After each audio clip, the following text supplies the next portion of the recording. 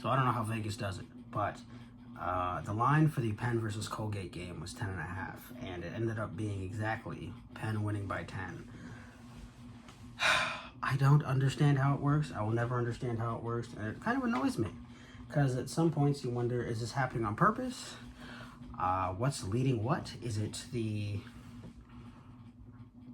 games watching the line, or is it the line, or is it the odds makers really knowing what's happening? And if so, do they also bet on the games too? And how much money do they win? But anywho, that was a score. That was just something that was on my mind. It's week 5. Week 5 of the season. I'm not going to cover all the games. I'm going to cover the ones that were interesting, fun, and probably were halfway decent to watch. I'll start with Oklahoma and Auburn. Auburn was supposed to win this game because they've sucked for the last 2 weeks. They lost the last game they played, and I think they lost the last one before that. I actually don't know their season that well, but they played at home against Oklahoma. Oklahoma's new to the Southeastern Conference, and Oklahoma won by 6. Oklahoma played, I think, their true freshman quarterback. I don't know what his last name is or his first name, but I know he had like a 50-yard run, reminiscent of Caleb Williams' touchdown run when they were playing Texas. But yeah, Oklahoma did it. They won a game in the Southeastern Conference, and they looked halfway decent doing it. Either that or Auburn really just sucks. USC played Wisconsin. This is the weird matchup of Wisconsin and USC being in the same conference, and it's the dumbest thing ever, but it's how the world turns. So USC won the game 38-21. I think Wisconsin started out winning like 21-10, and then at some point they dropped off the map. Notre Dame and Louisville and Notre Dame. Last year, I think Louisville beat the living shit out of Notre Dame at home, and this year Notre Dame actually kind of won at home against Louisville, only beating them by 7. Didn't watch the game, didn't watch the highlights, but what I do know is that Notre Dame still has their whole season ahead of them.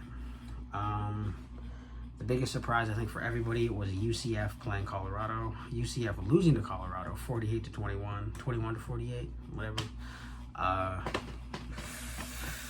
Yeah, I'm not sure. I don't know how you do that. I don't know where this whole Colorado offense thing was this entire year, but now it's here, and now it seems to actually work. Travis Hunter had this amazing pose and this amazing play with coming back to the ball and intercepting it. Very good player. I think it'll be between him and Cam Ward for the Heisman Trophy. But yeah, we'll see. Oh my goodness gracious. Kansas is no longer amazing anymore. The hype is over. They have lost to TCU at home 38-27, 27-38, whatever. So that was interesting. Wake Forest lost to the Raging Cajuns 38-41. So I think one of the most surprising wins for me personally was UConn beating Buffalo 47-3. Now, if you don't know, UConn sucks, and they have sucked for quite some time. So seeing them score over like 20 points in a game is amazing, and good for them.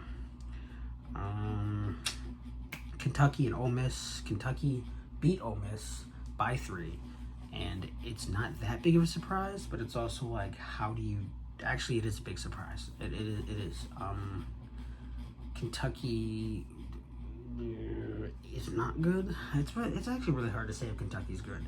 I think the problem is people think Kentucky just is either really good for a season or really bad for a season, and I think they're always going to be in the middle of like good and then somewhat good and then bad. And I think this is the version of them being somewhat good.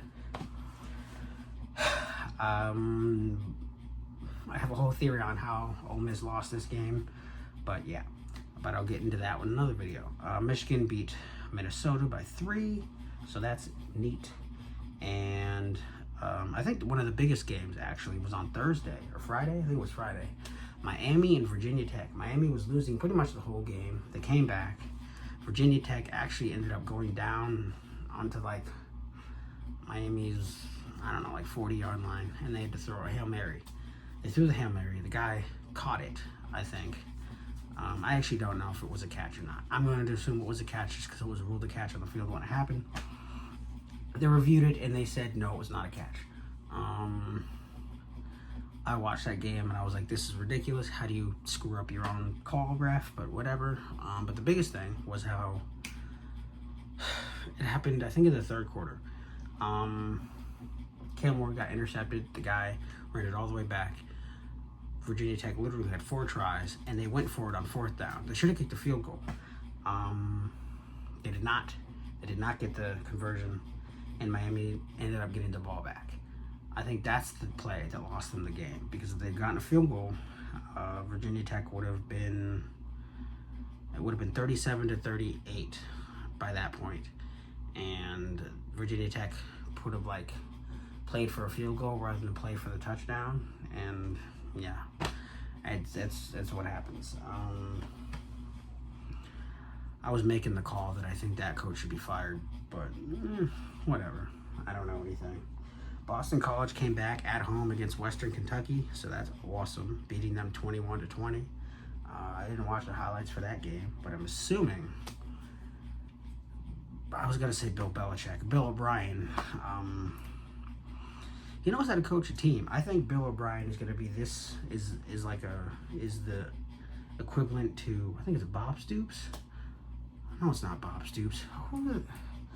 I get the Stoops people confused, because I think one of them is also, because the head coach of Kentucky, I think, is a Stoops guy, and I think the guy in Oklahoma was a Stoops guy, and I don't know. Anywho, Boston College and Kentucky essentially have the same coach.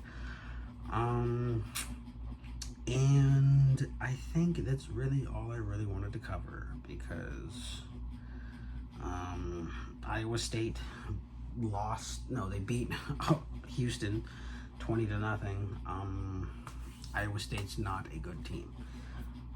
Not because they don't win by more, but just by the way they win. Maybe it's just because they win a certain way, but Houston's a terrible football team, so I don't know how you're not blowing them out, but whatever.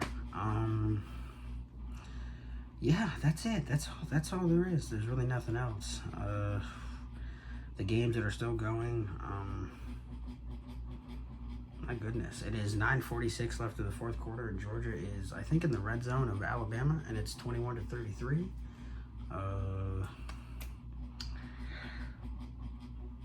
And SMU scored another touchdown. It is now 35-16 against Florida State.